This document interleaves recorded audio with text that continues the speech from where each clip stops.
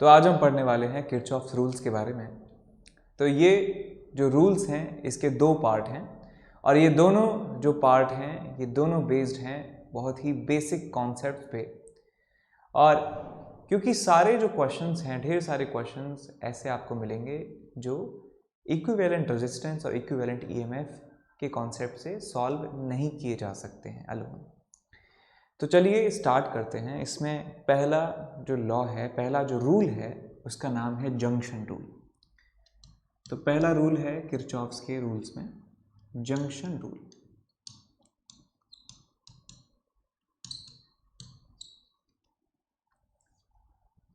तो ये junction rule क्या कहता है कि यदि कोई जंक्शन है, junction of conductors, junction of conductors का मतलब एक intersection point of conductors, conductors का ये इंटरसेक्शन पॉइंट है।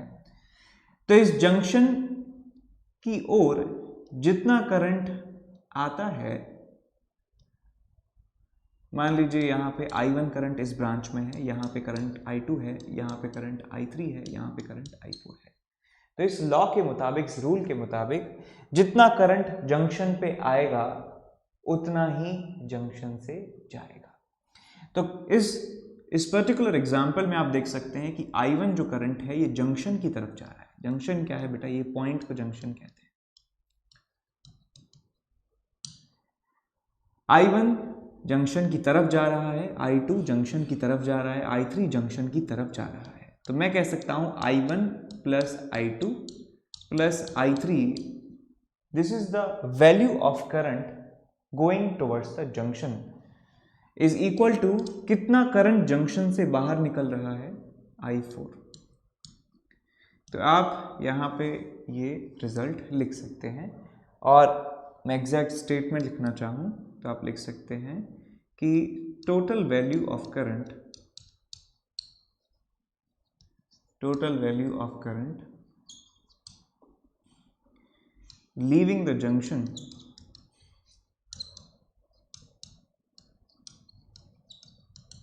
is equal to total current entering the junction, entering the junction। अब इस रूल के पीछे जो बेसिक कॉन्सेप्ट छुपा हुआ है वो ये है कि कंडक्टर के अंदर चार्ज एक्युमुलेट नहीं हो सकता है।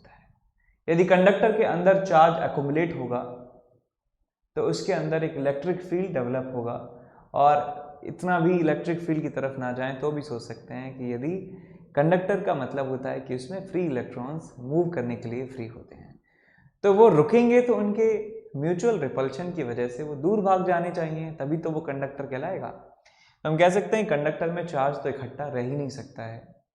तो इसलिए चार्ज यदि नहीं रुकेगा किसी जंक्शन पे, वो ठहर नहीं सकता है, तो जितना चार्ज आएगा उस जंक्शन पे, उस चार्ज को वहाँ से जाना पड़ेगा। तो चार्ज का जो रेट है, चार्ज का जो फ्लो रेट है, उसी को करंट कहा जाता है। तो करंट के लिए भी ये बात ट्रू है कि जितना करंट एंटर करेगा जंक्शन पे उतना ही करंट बाहर निकलेगा जंक्शन से। तो सेकंड लॉ हम पढ़ने वाले हैं जिसका नाम है लूप रूल। तो सेकंड यहाँ पे है आपके पास लूप रूल, और इसे वोल्टेज रूल भी कहा जाता है। वोल्टेज रूल भी इसको कहा जाता है। इस लॉ के अकॉर्डिंग किसी इलेक्ट्रिकल सर्किट में जो एल्जेब्रिक सम है पोटेंशियल डिफरेंस का, पोटेंशियल चेंज का, उसका सम एक क्लोज लूप के अंदर आता है 0 के बराबर। देखेंगे यहाँ पे, in an electrical circuit, electrical circuit, algebraic sum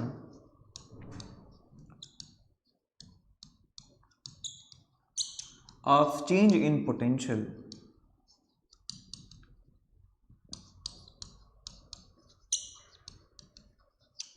around any closed loop, around any closed loop is 0 0। ये दूसरा लॉ है। इसका मतलब क्या है कि मान लीजिए आपके पास एक इलेक्ट्रिकल सर्किट है, यहाँ पे कोई डिवाइस लगा हुआ है, any device, it may be resistor, it may be cell और it may be any other thing like capacitor और इंडक्टर। यहाँ पे मान लीजिए आपके पास एक दूसरा डिवाइस है, लेट्स से इसको D2 कह देते हैं। यहाँ पे आपके पास कोई तीसरा डिवाइस है, लेट्स से D3। तो इस डिवाइस के अक्रॉस जो पोटेंशियल डिफरेंस है डेल्टा V, इस डिवाइस के अक्रॉस जो पोटेंशियल डिफरेंस है डेल्टा V डैश, इस डिवाइस के अक्रॉस जो पोटेंशियल डिफरेंस है डेल्टा V डबल डैश, यदि हम एक क्लोज लूप में इन सारे पोटेंशियल डिफरेंसेस का सम कर दें तो इस सम की जो वैल्यू है वो आती है 0 के बराबर। एक क्लोज लूप में यहाँ से चलकर वापस यहाँ पे यदि हम आ जाएं और सारे जितनी भी इलेक्ट्रिकल डिवाइसेस यहाँ लगी हैं उनके अक्रॉस पोटेंशियल डिफरेंस का यदि हम सम कर देते हैं तो वैल्यू आती है 0 के बराबर। इसके पीछे जो बेसिक कॉन्सेप्ट है वो ये है कि जो पोटेंशियल होता है वो पोटेंशियल उस लोकेशन पे डिपेंड करता है। यदि हम इस लोकेशन से जाके वापस इस लोकेशन पर आ जाएं तो पोटेंशियल में जो चेंज होगा that will be 0। There will be no potential, no change in potential if we come again at the same point where we started off. तो ये कॉन्सेप्ट है।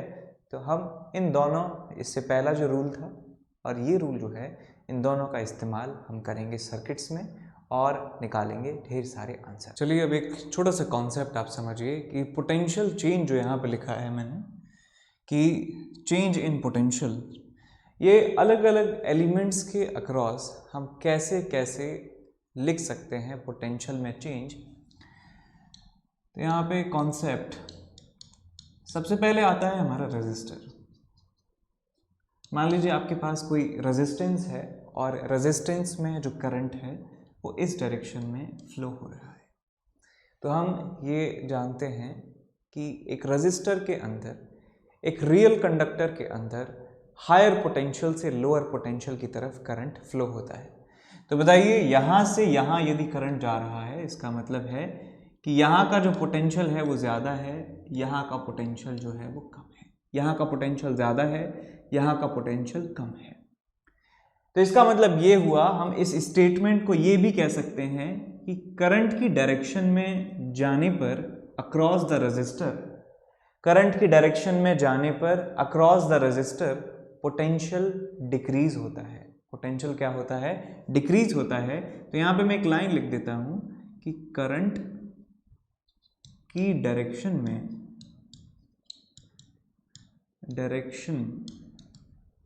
में जाने पर पोटेंशियल डिक्रीज होता है। पोटेंशियल क्या होता है? डिक्रीज होता है। ठीक बात। तो आप यहाँ लिख सकते हैं कि जो पोटेंशियल में डिक्रीमेंट आएगा VA minus VB, sorry decrement हम चेंज लिखते हैं तो फाइनल माइनस इनिशियल लिखते हैं। तो करंट की डायरेक्शन में फाइनल क्या होगा? VB, इनिशियल क्या होगा? VA is equal to minus IR। तो हम पोटेंशियल में जो चेंज होता है बेटा उसको लिखते हैं माइनस IR यदि हम करंट की डायरेक्शन में रेजिस्टेंस के अक्रॉस जाते हैं। तो करंट की डायरेक्शन में जाने पर अक्रॉस द रेजिस्टर, यहाँ पे एक वर्ड और आएगा across the resistor potential decrease होता है। ये बात सबको क्लियर है कि करंट की डायरेक्शन में जाएंगे पोटेंशियल ड्रॉप होगा, पोटेंशियल डिक्रीज होगा, तो फाइनल माइनस इनिशियल वैल्यू जो है वो माइनस R के बराबर आएगी। दूसरा हमारे पास है कि बैटरी जो सेल होता है उस सेल के नेगेटिव से पॉजिटिव टर्मिनल में जब जाते हैं तो पोटेंशियल इंक्रीज होता है। क्या मतलब है कि मान लीजिए आपके पास एक बैटरी है और हम चेंज देखना चाह रहे हैं इस डायरेक्शन के अलॉन्ग, हम चेंज देखना चाह रहे हैं इस डायरेक्शन के अलॉन्ग।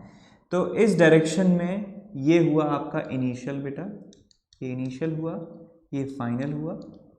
इसमें हम करंट की डायरेक्शन में देख रहे थे तो ये इनिशियल था आपका, ये फाइनल था आपका, फाइनल, तो फाइनल माइनस इनिशियल लिखा। ऐसे यहाँ पर ये ए मान लीजिए, इसको बी मान लीजिए, तो फाइनल माइनस इनिशियल यदि हम लिखेंगे वी माइनस वी ए, तो आपको मिलेगा ये ई के बराबर, ई एम एफ के बराबर, इसका ई एम एफ ई है। तो ऐसे ही मान लीजिए बैटरी उल्टी दी जाती है आपको, या हम ऑपोजिट डायरेक्शन में पोटेंशियल में चेंज लिख रहे हैं। यदि मान लीजिए हम इस तरह की बैटरी में इस डायरेक्शन में चेंज लिखना चाहते हैं, तो ये इस डायरेक्शन में जाने का मतलब है कि ये इनिशियल पॉइंट है, इनिशियल है, ये फाइनल है, इनिशियल है और फाइनल है। तो इनिशियल से फाइनल जाएंगे, इस नेगेटिव टर्मिनल से पॉजिटिव टर्मिनल की तरफ जाएंगे, तो आपको पोटेंशियल जो है वो चेंज जो है, मान लीजिए पॉइंट बी है, ये ए है, तो V B minus V A ये मिल जाएगा आपका ई के बराबर। ठीक है, और इस वाले केस में यदि हम अपोजिट डायरेक्शन में चेंज लिख रहे हैं तो यहाँ पे माइनस ई हो जाएगा। इस वाले केस में यदि हम इस डायरेक्शन में चेंज लिख रहे हैं, इस डायरेक्शन में चेंज लिख रहे हैं, तो यहाँ पे भी माइनस ई आ जाएगा। ठीक बात है, क्लियर सबको? चलिए अब प्रैक्टिस करते हैं। एग्जाम्पल, आपको चेंज लिखना है, तो मान लीजिए एक रजिस्टर है, रजिस्टर का रेजिस्टेंस है 10 ओम, और इसमें करंट जो है बेटा वो फ्लो हो रहा है इस डायरेक्शन में 5 एम्पियर। ये पॉइंट है ए, ये पॉइंट है बी। तो आपको बताना है कि इस डायरेक्शन में जो पोटेंशियल में चेंज है वो कितना आएगा, इस डायरेक्शन में पोटेंशियल में चेंज जो है वो कितना आएगा। तो हम सब लोग यहाँ पे पॉज कर दें, ये अब तो थंब रूल बन चुका है कि जब भी कोई क्वेश्चन देते हैं तो पॉज कर लें, उसके बाद जब क्वेश्चन आप अटेम्प्ट कर लें उसके बाद इसका सॉल्यूशन देखें। तो करंट हमेशा हायर से लोअर पोटेंशियल की तरफ फ्लो होता है, ये हम जानते ही हैं। तो ये हायर पोटेंशियल पे होगा या लोअर पोटेंशियल पे होगा, ये भी जानते हैं।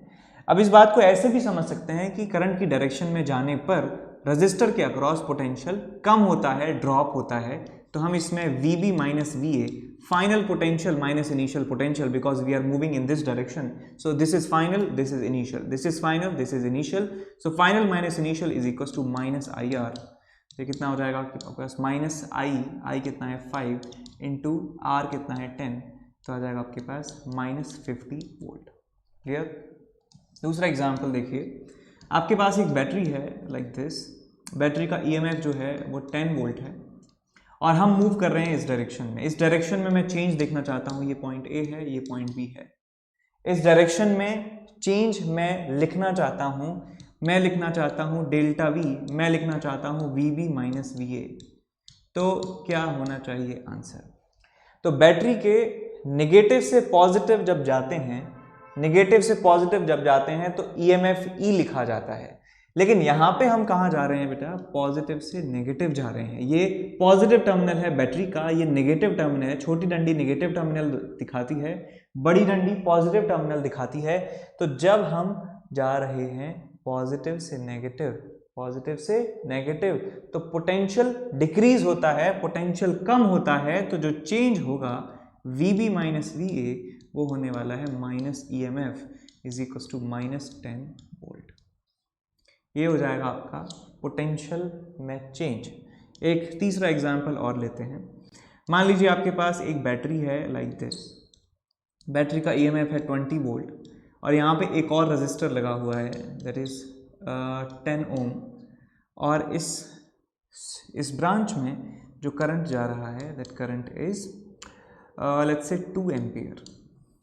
ठीक है, और हम चेंज लिखना चाहते हैं बेटा, हम चेंज लिखना चाहते हैं इस डायरेक्शन में। ये पॉइंट ए है, ये पॉइंट बी है। तो बताइए जो चेंज है वो कितना होगा, चेंज जो है वो कितना होगा इस पर्टिकुलर क्वेश्चन में। तो इस क्वेश्चन में 2 एम्पियर करंट पास हो रहा है इस बैटरी के थ्रू, और आगे लगा एक रेजिस्टेंस। तो हमें पोटेंशियल ड्रॉप लिखना था इस डायरेक्शन में, इस डायरेक्शन में पोटेंशियल ड्रॉप हमें लिखना है। तो यहाँ पे 2 एलिमेंट्स हैं बेसिकली, एक एलिमेंट है ये और दूसरा एलिमेंट है ये रेजिस्टर। तो इन दोनों एलिमेंट्स के अक्रॉस हम एक एक करके लिखेंगे जो इनका पोटेंशियल ड्रॉप है, पोटेंशियल चेंज है। देखिए बैटरी के अक्रॉस कितना पोटेंशियल ड्रॉप है, तो मैं लिख सकता हूं कि डेल्टा V अक्रॉस बैटरी, क्योंकि बैटरी के हम नेगेटिव से पॉजिटिव टर्मिनल की तरफ जा रहे हैं तो हम यहाँ पे लिख सकते हैं this is equals to 20 volt. और यदि हम लिखें डेल्टा V अक्रॉस रजिस्टर, तो देखिए रजिस्टर में जो करंट है वो जा रहा है इस डायरेक्शन में, और रजिस्टर में करंट की डायरेक्शन में जाने पर जो पोटेंशियल है वो ड्रॉप होता है, डिक्रीज होता है, इसलिए जो चेंज की जो वैल्यू होगी वो होने वाली है नेगेटिव।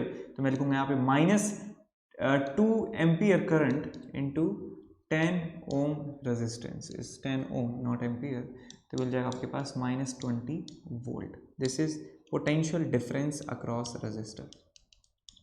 तो ये बेसिक सी चीज़ है क्या, यदि कोई क्वांटिटी डिक्रीज होती है तो उसमें चेंज नेगेटिव होता है, यदि कोई क्वांटिटी इंक्रीज होती है तो उसमें चेंज पॉजिटिव होता है। इस बात को आप, कॉमन सी बात है लेकिन फिर भी याद रख सकते हैं, if a quantity increases it's delta is positive, delta का मतलब चेंज है बेटा, है ना, positive. if a quantity decreases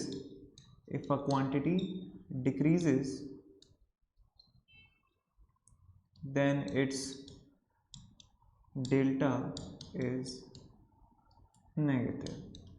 तो पोटेंशियल यदि डिक्रीज होगा आगे चलने पर तो डेल्टा जो V है वो हम लिखेंगे नेगेटिव, यदि पोटेंशियल इंक्रीज हो रहा है तो हम उसका डेल्टा V जो है वो पॉजिटिव लिखेंगे।